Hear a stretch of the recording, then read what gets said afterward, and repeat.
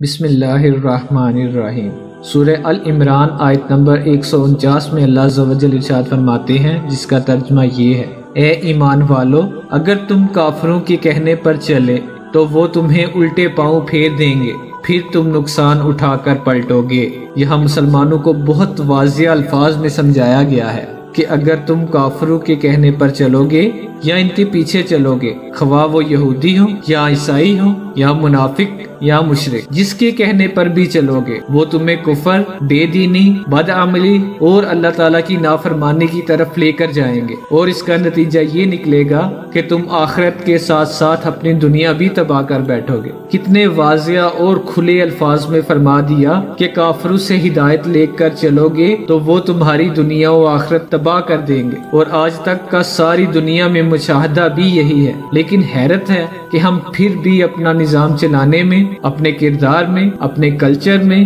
اپنے گھریلو معاملات میں، اپنے کاروبار میں، ہر جگہ کافروں کے کہنے پر اور ان کے طریقے پر ہی چل رہے ہیں، جس سے ہمارا رب کریم عز و جل ہمیں بار بار منع فرما رہا ہے۔ اللہ عز و جل سے دعا ہے کہ ہمیں اللہ عز و جل اپنے احکامات پر چلنے کی توفیق عطا فرمائے۔